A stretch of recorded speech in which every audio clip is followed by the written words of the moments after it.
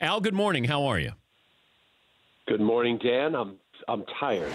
Okay. Well, I won't keep you long, but No, I'm messing with you. you sure? You okay? We had a late night last night, Dan. Yes. Yeah, but Al, you're a pitcher, so you're used to working every 4 or 5 days and That only is going true. like 6 innings. No, I know. But when you start a live show at 2:40 in the morning, it's a little different. Usually I have a drink in my hand. Do you ever get tired, like actually sleepy during a game? Like let's say you're on the West Coast. You ever gotten like just tired? While an actual game that I'm in, pitching? Yeah. No, Okay. no. I was crazy. I got amped up and I was jacked for my time. But yeah, I'd admit 162 games when you're not pitching. A little tired once in a while, I'm sure. Never napped during a game, did you? No, that's wrong, and I never did that yet. Of course you didn't. My eyelids might have gotten a little heavy. All right, Dodgers-Brewers last night.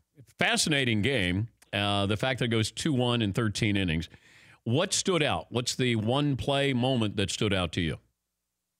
Oh, wow. There was a lot, and I know, the Manny Machado stuff ended up being sidebar.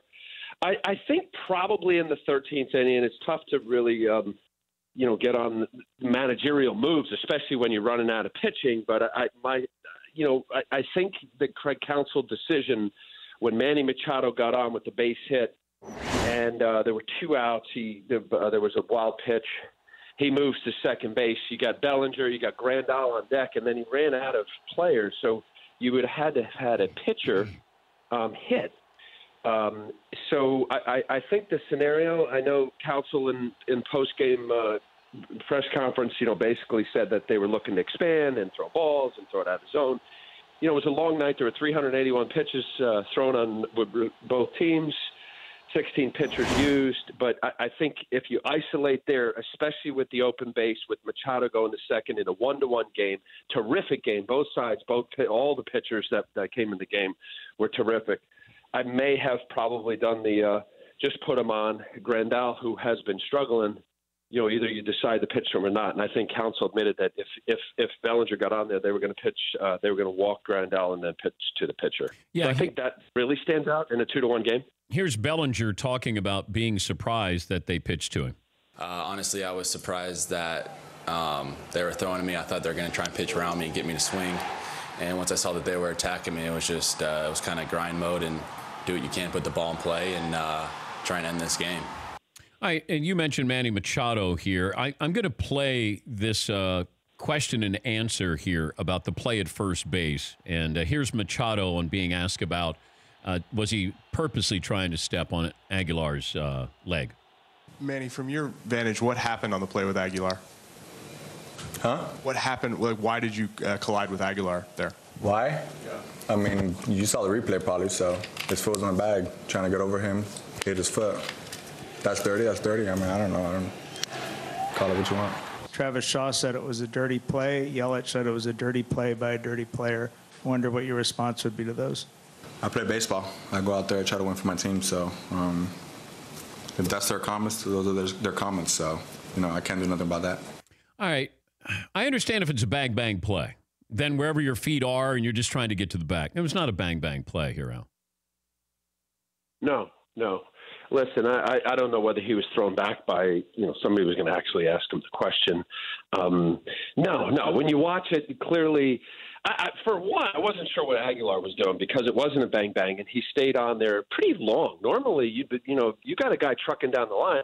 You want to get out of the way. Just accidentally, guys have over the years stepped on the back of a guy's Achilles. So he was on the base. That was a little awkward. But clearly, you saw Manny, drag his left foot after his right foot got on the bag, to purposely hit into Aguilar. I mean, it eventually looked rather benign, but it definitely looked intentional. So I'm not sure what Manny's saying. Would you throw at him if you were starting today for the Brewers? Even though it's playoffs. Yeah, that's my concern. Dan, I think during the regular season, without question, he's gonna know that There are pitchers on my team that's going to protect my players. We thought that it was a dirty play, and you can't do that. So, that's the way baseball polices it. I would be a little reluctant based on, where this series is and the magnitude of what it means to get to the next round, which is the World Series. So I'm not sure if it would have to be a directive from the manager if it was that adamant. And my guess is I think you just put it in the memory bank at some point, next year. You let them know how you feel about it if you're the Brewers. So you would need your manager to say, Al, I need you to have him wear one. I wouldn't want now. I don't know what the pregame, the rules will be. If there's ever something heightened, a lot of times the managers will come to the respective managers, or the umpires will come to the respective managers and say, "Hey, listen, we know what happened last night. Don't do anything dumb here, because if we got to toss somebody, we will." They ran through 16 pitchers last night. Pitching, they're going to need some length out of both of these teams. Certainly, Wade Miley, has been a nice surprise with respect to what he's done in the postseason. Look, I think there's a way of showing a guy that, don't do that stuff. And if it means you hit him, you hit him. But, there's a way to come inside effectively to wake somebody up. If I'm on that team and I know that he deliberately tried to hurt my first baseman, who's an integral part of my team, it doesn't even matter if he's not or not, but Aguilar's had a heck of a year. I'd have to show support for my guy. But I'm a little reluctant. I'm telling you, Dan, in a Game 5 of LCS, and you move on to the World Series. So, yeah. He's Al Leiter, Major League Baseball Network analyst. You can see him on MLB tonight, pre and post of the League Championship and the World Series games. How important is this start for Clayton Kershaw? I think they're all important. I think Clayton has battled a little bit with the pride aspect, if you will, with him being, generationally the best pitcher, certainly in the last 8-10 years.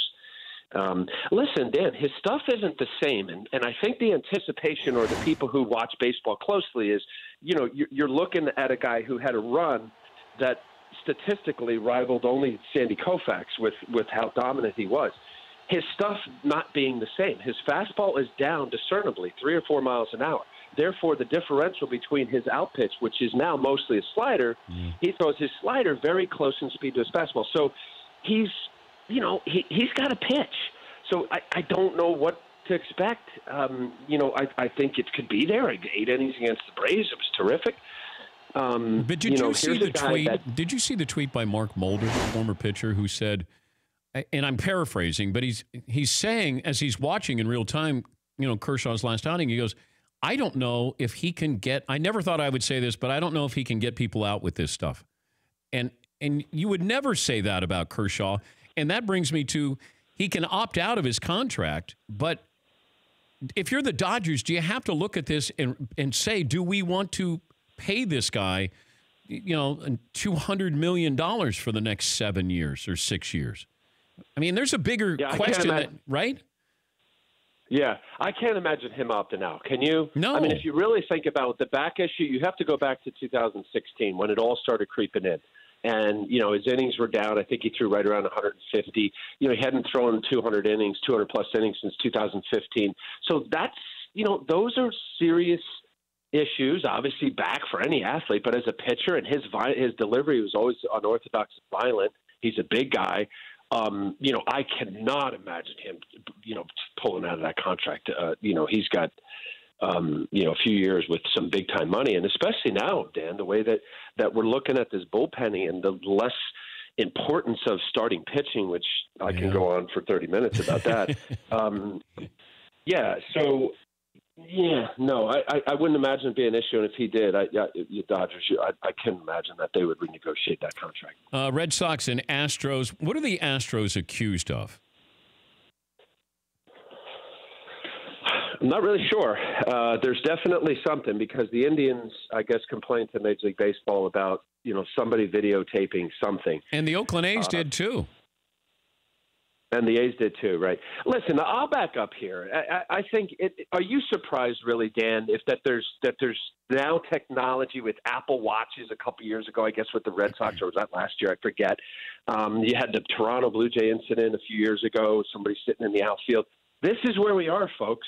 I mean, you got to go back to when was it when Ralph Branca? I guess they found out that Bill Mazeroski had somebody had a binocular in center field at Forbes Field or something like that. Yeah, am I getting the story wrong? You might, but that's okay. You're on a roll. I mean, I remember back at the old Comiskey with the big pinwheel, and there was some concern back then that there was some light going on. But should we allow this, though, Al, that by whatever means, you should be able to try to steal signs? I think to a point. I think anything beyond the lines is cheating.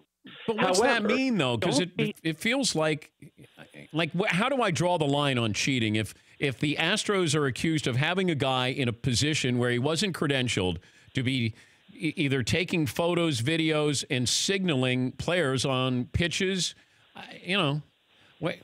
No, but here let's think of the actual timeline of that. How ridiculous that is.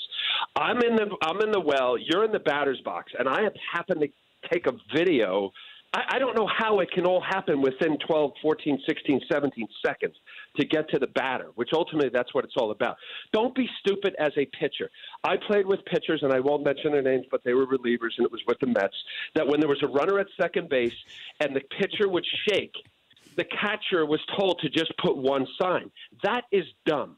You got a guy at second base who can easily transfer the signs, right? Because this is what it's all about communication with not a headset, which you can't even do a headset anyway because we'd be talking to each other. And unlike football, where you're across the line of scrimmage, where you have the catcher talking to me on the mound with the hitter standing there. So you can't do the headset. Be creative with signs. Because that's ultimately what we're coming down to. But why do you have a guy there who can cheat or is trying to cheat if he's allegedly, Dan? Alleged. I don't know, but this is what I hear, and I trust me, I don't have all the information. But they were looking for somebody was videotaping the dugout to find out if they had a monitor that was then looking at the signs that was fixated on the catcher. Which, again, let's go back to use multiple signs on every pitch. If this is where we are and everybody's insecure and everybody's, they don't trust anybody, with the first pitch of the game, don't have one sign. If you put one down and it takes three pitches to know, one's a fastball, two's a curve, three's a slider, well, you got to be more creative than that because this is where we are with technology. And ultimately, that's what everybody's trying to steal. Forget about bunting and hit and running and stealing. We don't even see that anymore, right? Yeah. When was the last time you saw a hit and run in baseball? When was the last time you bunted? They're not allowed to bunt because some sabermetrician will tell you that at 43%, if nobody's out at second base, you got a chance of scoring, better chance of you don't give up an out. So we don't even have that. You don't bunting, you don't have hit and running, you don't steal unless the guy's really fast and they give him a green light. So what are they stealing signs? It's pitch selection. Okay, were the Astros then trying to see if the Red Sox were cheating? Is that what was going on here? I think so. Is that what you're saying, Al? I don't know what I'm saying. You're punchy. I need another latte. Yeah, you're punchy here. What do you expect? But here, wait, real quick, okay. So they're not belabor. If right. I have a video, if you say, hey, Al, go into the camera well and fire a video into the Red Sox dugout, what is that going to do to help me to get a sign to the hitter to know what the pitch is? That video, what are they videotaping? I don't understand. Well, I know years ago they had scouts. I know this when I first got called up in 1987 with the Yankees. They would have a scout that just was fixated on the third base coach to follow his signs to see if they can pick up actually what the sign is. Now, I thought that was rather creative, right? You're looking at a guy, if the third base coach has got a simple sign. Ricky Henderson, he had the one clap, two clap. One clap bunt, two clap hit and run, three clap steal. So, there was certain simplicities to certain players. Wait, the third base coach, that was the sign for Ricky? Was that simple? They kept it that simple for Rick? Yeah, one was steal, two was hit and run. The only one he cared about was hit and run because he had the green light. And I guess bunt. He had to figure out whether a guy was going to bunt. Yeah. How's this play out tonight with Boston and Houston? Well, how about that? Leave a sleeping dog lie. And I like Alex Bregman a lot, but Nathan Eovaldi, local kid, from Alvin, Texas, comes up big after and I do like Bregman a lot. But you show me a video now in social media age, and I'm going to pitch tonight, and you do a back-to-back-to-back home run. That gives me a little extra incentive. Evaldi had a little plus velocity.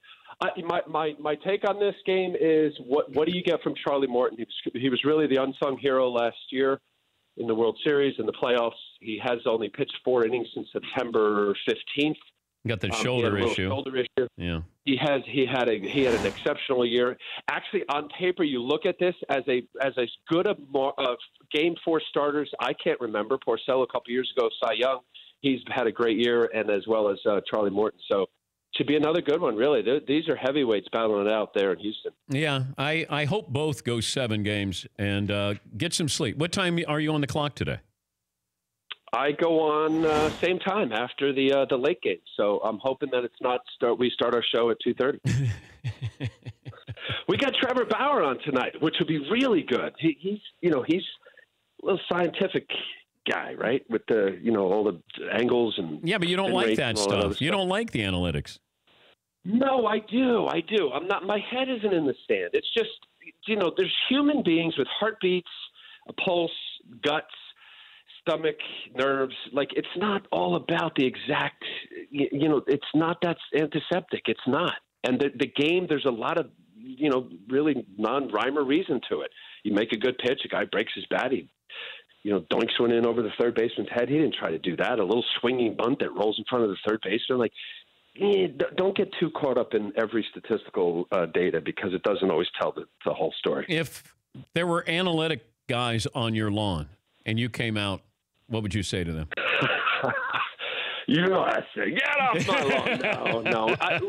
Listen to me. I was the guy that I wanted every advantage. I'll give you this because I know you know this guy that I'm telling you. I'm going into a game at Wrigley, Mark Grace with the Cubs, on lefty batting average against, and I remember because it's clear as day, and it's very simple. And that's the other thing. Stop using analytics. We're looking at statistics with stats on certain things. It makes it sound so scientific. Mark Grace on 2 strikes with the harder breaking ball from lefty on lefty was batting .289. On the lefty slower breaking ball, which is the curveball, bigger depth, slower velocity, he was batting .130. Do you really have to be some sort of Albert Einstein to figure out, okay, I got 2 strikes. I know that Mark Grace is not as good as a curveball. And sure enough, boom, beautiful day game at Wrigley. Dropped a little Dewey in there. He rolls over a double play ball. So, is it really that sophisticated? Come on. Thank you, Al. We appreciate your time. All right. You're a gamer. EP, love it. That's Al Leiter, Major League Baseball Network. For more Dan Patrick Show, tune to Audience Channel 239 on DirecTV or download the Dan Patrick Show app.